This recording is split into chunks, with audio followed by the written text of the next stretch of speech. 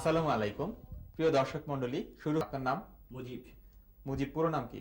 মুজিবুর রহমান। আপনাকে তাহলে মুজিব বলে ডাকা যাক। তো মুজিব কি করেন? আমি ঢাকা বিশ্ববিদ্যালয়ে অর্থনীতিতে পড়ি। অর্থনীতিতে পড়েন? সারাদিন অর্থনীতি অর্থ এগুলো নিয়ে হিসাব করেন? আপনাকে অর্থ নিয়ে প্রশ্ন করবো মুজিব, পড়াশোনার পাশাপাশি অন্য কিছু করেন? হ্যাঁ করতাম, এখন করা হয়, এখন টিউশনি করি অনেক। আচ্ছা আচ্ছা, টিউশনি করেন, অনেক কিছু করেন, ঠিক আছে। তো আপনার জন্য প্রশ্ন হচ্ছে মুজিব, প্রশ্নটা হচ্ছে যে আপনি 10 কোটি টাকা একসাথে পেলেন, আচ্ছা। প্রথমে আপনি কি কিনবেন? আমি ফার্স্টে হসপিটালে একটা অ্যাম্বুলেন্স বুক করে রাখবো। কেন? কারণ আমি শিওর যে আমি ফেইন্ট হয়ে যাব।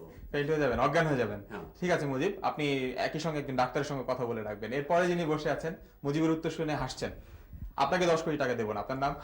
মনি। মনি পুরো নাম? দিলারা রহমান। কি করেন? ইউনিভার্সিটিতে পড়ছি, গ্রন্থাগার ও তথ্য বিজ্ঞান বিভাগে। গ্রন্থাগার এবং তথ্য বিজ্ঞান বিভাগে পড়ছেন। মনি, তো গ্রন্থাগার মানে তো অনেক বই, প্রচুর বই, এবং বই পড়ার অনেক সুযোগ। আপনাকে আমার হিংসাই হচ্ছে, ওখানে থাকলে আমি অনেক বই পড়তে পারতাম। মনি, জানেন তো যে বই পোকা ফুটো করে ফেলে? হ্যাঁ। তো ধরুন একটি পোকা একটি বই একটা ফুটো করতে তার সময় লাগে 1 মিনিট, অর্ধেক ফুটো করতে কতটুকু সময় লাগবে? অর্ধেক? অর্ধেক ফুটো করতে 1 মিনিট। 1 মিনিট? কিভাবে কিভাবে? একটি ফুটো করতে লাগে 1 মিনিট, অর্ধেক ফুটো করতে 1 মিনিট। আসলে একটা ফুটোর কোনো অর্ধেক হয় না, আচ্ছা। ফুটো করা হয়ে গেলে সেটাই একটা ফুটো, অর্ধেক তো কিছু ফুটো করা যায় না। আচ্ছা, আপনি কি কোনো রোগ নিয়ে ভাবছেন? না, আমি কোনো রোগ নিয়ে ভাবছি না। আচ্ছা, তাহলে কি এটা কোনো ঔষধের নাম? জি না, তাও না। এটা কি কোনো প্রতিষ্ঠান? না, তবে এটি প্রতিষ্ঠানের সাথে সংযুক্ত বলতে পারেন। এটা কি হাসপাতালের কোনো অংশ? হ্যাঁ, হাসপাতালের একটি অংশও বলতে পারেন। আচ্ছা, এই বিষয়টা কি কোনো যন্ত্র সংক্রান্ত? না, তবে এখানে মাঝে মাঝে যন্ত্র ব্যবহৃত হতে পারে, হয়। আচ্ছা, এটা কি বিশেষ ধরনের ঘর বা কক্ষ? হ্যাঁ, অনেকটা তাই। আচ্ছা, এই ঘরে কি রোগীকে অজ্ঞান করার যন্ত্র থাকে?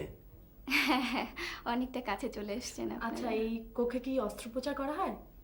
হ্যাঁ, কখনো কখনো হয়। তাহলে আমরা নিশ্চিতভাবে বলতে পারি এটা হচ্ছে অপারেশন থিয়েটার অথবা অস্ত্রোপচার কক্ষ। অস্ত্রোপচারকৃত স্থানে রোগ জীবাণুর আক্রমণ ঘটে মারাত্মক প্রদাহ হতে পারে। এছাড়াও ধনুষ্টঙ্কার, হেপাটাইটিস, এইডস ইত্যাদি মারাত্মক ব্যাধি থেকে অস্ত্রোপচারকৃত ব্যক্তি এবং চিকিৎসককে রক্ষা করতে হলে চাই ত্রুটিমুক্ত নিরাপত্তা ব্যবস্থা। অস্ত্রোপচারের জন্য রোগীকে সম্পূর্ণ অজ্ঞান করে নিতে হয়। এজন্য রয়েছে বিশেষ যন্ত্র, যার মাধ্যমে অক্সিজেন, বিভিন্ন রকম অজ্ঞানকারী গ্যাস এবং কৃত্রিম শ্বাস প্রশ্বাস রক্ষাকারী ব্যবস্থাদি ব্যবহৃত হয়। অস্ত্রোপচারের জন্য দরকার বিশেষ ধরনের টেবিল ও আলোক ব্যবস্থা এবং সম্পূর্ণ শীতাতপ নিয়ন্ত্রিত পরিবেশ। সার্জনরা অটোব্লেড নামক যন্ত্রের সাহায্যে সম্পূর্ণ জীবাণুমুক্ত গাউন এবং দস্তানা, মাথার টুপি ও মুখোশ ব্যবহার করেন। অস্ত্রোপচারের ব্যবহৃত সকল যন্ত্রপাতিও সম্পূর্ণরূপে জীবাণুমুক্ত থাকে এবং এসব যারা ব্যবহার করেন, অর্থাৎ সার্জনরা নিজেরা পরিধানের পোশাক পাল্টে নির্দিষ্ট পোশাকের উপর গাউন ব্যবহার করেন। তার আগে হাত ধুয়ে নেন কয়েকবার। হাতে ব্যবহৃত হয় সাবান, হিবিসল, স্পিরিট ইত্যাদি বিভিন্ন জীবাণুনাশক। প্রতিদিন এই অস্ত্রোপচার কক্ষ বহুবার পরিষ্কার করা হয় এবং অস্ত্রোপচার শেষে এই কক্ষ তালাবদ্ধ অবস্থায় থাকে এবং ঘরে জ্বলতে থাকে আল্ট্রাভায়োলেট বাতি, যা ঘরটির সমস্ত জীবাণুকে মেরে ফেলে এর পরিবেশকে পরিশুদ্ধ করে। আধুনিক যুগে অস্ত্রোপচার তাই অত্যন্ত নিরাপদ এবং জীবন রক্ষাকারী চিকিৎসা হিসেবে এর বহুল সমাদর রয়েছে। নিশ্চয়ই ভয় পাননি। অপারেশন থিয়েটার আমাদের অসুখ থেকে ভালো করার জন্য একটি জায়গা। এবারে চলুন যাওয়া যাক স্বাস্থ্য বিষয়ক দ্বিতীয় ভাবনায়। দ্বিতীয় ভাবনার প্রথম প্রশ্ন করছে মুজিব। আচ্ছা, আপনি কি কোনো রোগ সম্পর্কে ভাবছেন? না, আমি কোনো রোগ সম্পর্কে ভাবছি না। আচ্ছা, এটা কি বিশেষ কোনো যন্ত্র? না, এটি কোনো যন্ত্রও নয়। আচ্ছা, এটা কি স্বাস্থ্য বিষয়ক, স্বাস্থ্য পরিচর্যা সংক্রান্ত? হ্যাঁ, কিছুটা। আচ্ছা, এটা কি কোনো প্রতিষ্ঠানের পক্ষ থেকে করা হয়? না, তবে প্রতিষ্ঠান থেকেও করা যায়, আবার নিজে নিজেও করা যেতে পারে এটা। আচ্ছা, বিষয়টা কি পরিষ্কার পরিচ্ছন্নতার উপর নির্ভর করে? হ্যাঁ। আচ্ছা, আপনি কি কোনো খাদ্য সংক্রান্ত বিষয় নিয়ে ভাবছেন? না, তবে এটার পাশাপাশি ভালো খাবারেরও প্রয়োজন আছে। আচ্ছা, আপনি কি কোনো শারীরিক কাজের কথা বলছেন? হ্যাঁ, অনেকটা তাই। তাহলে কি আপনার ভাবনার বিষয়টি কি ব্যায়াম বা খালি হাতে ব্যায়াম? হ্যাঁ, আপনাদের উত্তরটা একটাই। বাউবিবার অনুষ্ঠানের দ্বিতীয় অতিথি আমার পাশেই দাঁড়িয়ে আছেন। আপনার নাম? আমার নাম শাহানা। আচ্ছা, আপনি কি কোনো আইন প্রয়োগকারী কর্তৃপক্ষের কথা ভাবছেন? না। আচ্ছা, আপনি কি কোনো বেআইনি বিষয় নিয়ে ভাবছেন? না। কোনো আইনের কথা ভাবছেন? হ্যাঁ। আচ্ছা, এই আইন কি সর্বত্রই প্রযোজ্য? না। আচ্ছা, এই আইন কি বাসা বাড়িতে প্রযোজ্য? না, তাও না। আচ্ছা, এটা কি বাইরে প্রযোজ্য, মানে বিশেষ করে গ্রামে? না। তার মানে শহরে দেখা যায়, তাই না? আচ্ছা, এই আইন প্রয়োগ করার জন্য কি কোনো সংস্থা জড়িত আছে, যাদের লোকদেরকে রাস্তায় দেখা যায় আইন প্রয়োগ করার জন্য? হ্যাঁ, আছে এবং দেখা যায়। আচ্ছা, আপনি নিশ্চয়ই ট্রাফিক অ্যাক্ট নিয়ে থেকে বলা হয় স্যার। একটু আগে যে মজার প্রশ্নটি হলো সেটি ছিল ফ্লাইং সসার নিয়ে।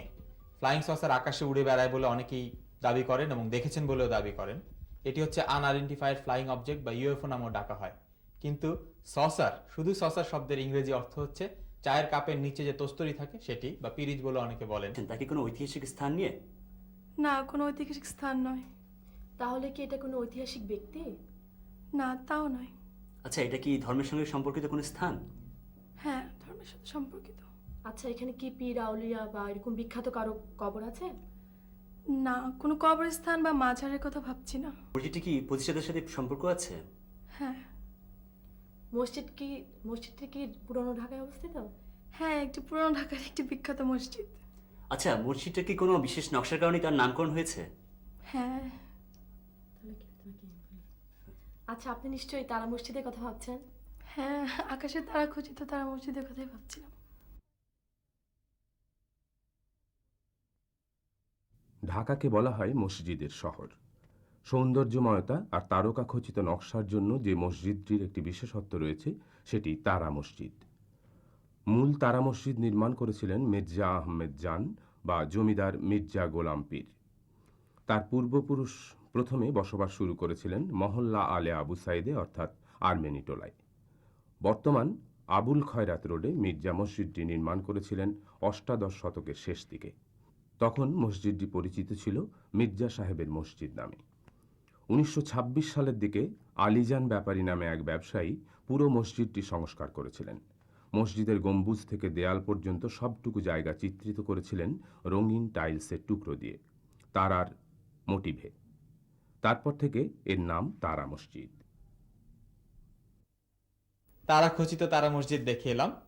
এবারে যে ভাবনাটি নিপা ভেবেছেন সেটি কিন্তু ঐতিহ্য সম্পর্কিত না, কিন্তু মসজিদের সঙ্গে এটি সম্পর্ক আছে বলেই ভাবনার সুযোগটি তাকে দেয়া হয়েছে। তো মনি এবং মুজিব, আপনারা, আমি কয়েকটা কথা বলে দেব, আপনারা মাত্র 3টা প্রশ্ন করতে পারবেন নিপাকে। এই 3টার মধ্যে বের করতে হবে যে নিপার ভাবনাটি কি।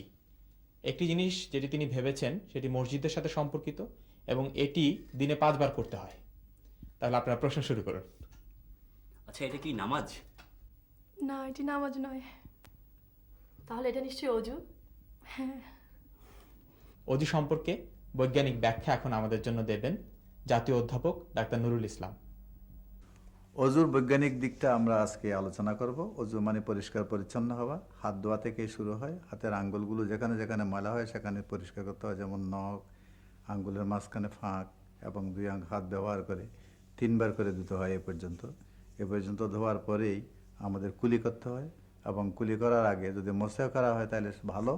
যাদের মোছাও করার জন্য কোনো ব্যবস্থা না থাকে তাহলে ডান হাতের আঙ্গুল দিয়ে দাঁতটাকে পরিষ্কার করে সেখানেও 3 বার কুলি করতে হয়।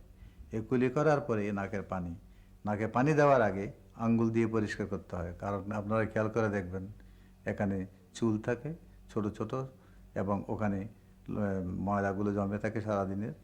আঙ্গুল দিয়ে যদি সেগুলো পরিষ্কার করা হয়, তারপর পানি দিয়ে যদি আমরা 3 বার আগের মতোই পরিষ্কার করি, তাহলে সে ময়লাটা পরিষ্কার করা হয়ে গেল। নাকের পরেই যে জায়গায় আমাদের ময়লা জমে সেটা হলো চোখের কোণায়। সেখানে আঙ্গুল দিয়ে চোখের 2 কোণাটা পরিষ্কার করে নিতে হয়। পরিষ্কার করে নেওয়ার পরেই মুখটা ধুতে হয়।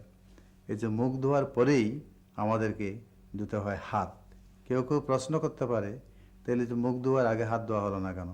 তাহলে হবে কি, আমি মুখ ধোয়ার সময় মুখের ময়লা জিনিসগুলো, পানিগুলো এসে হাতে এসে, সেখানে একটা বৈজ্ঞানিক দিক আছে, এবং ঠিক এই নিয়মেই অপারেশনের আগে সার্জনরা হাত ধুয়ে থাকে, যাতে হাতের কোনো রকমের ইনফেকশন না হতে পারে।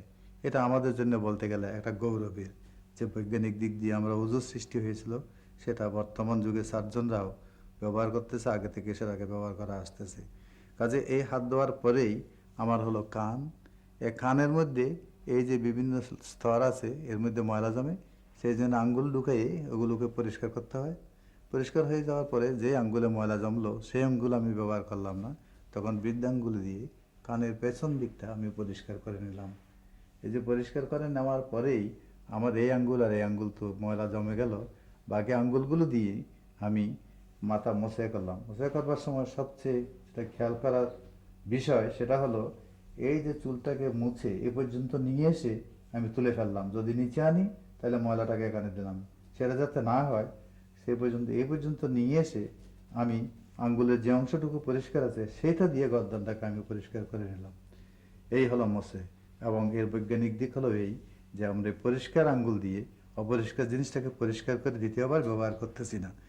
এরপরে রইল আমার পা, এবং পা ধোয়াটা ঠিক হাতের একই নিয়মে, অর্থাৎ পায়ের নখ, পায়ের আঙ্গুলের ফাঁক, পায়ের যেখানে যেখানে বাজ আছে সেগুলো পরিষ্কার, এবং পায়ের যে অংশটুকু খালি থাকে ময়লা জমার সম্ভাবনা আছে সে পর্যন্ত আমাদের পরিষ্কার করতে হয়, সেটাও 3 বার। তাহলে অজুতে দেখতে হবে আমাদের শরীরের এমন সব অংশগুলো আমরা পরিষ্কার করতেছি যেখানে ময়লা জমার সম্ভাবনা সবচেয়ে বেশি, এবং এমনভাবে পরিষ্কার করতেছি যাতে কোনো রকমের ময়লা না থাকে। 1 বার নয়, 2 বার নয়, 3 বার। এই রকমের দিনে 5 বার, নামাজের পূর্বে 5 বার যদি আমরা অজু করে থাকি তাহলে পরিষ্কার পরিচ্ছন্নতা কথাই তো নয়, এবং নানা ধরনের ইনফেকশন থেকে, জীবাণু সংক্রমণ থেকে আমরা রক্ষা পেতে পারি। আমরা অজুর বৈজ্ঞানিক ব্যাখ্যা শুনলাম। এবারে এই অনুষ্ঠানের সবশেষ মতন রইল। আজকের মতো এখানেই বিদায় নিচ্ছি। খোদা হাফেজ।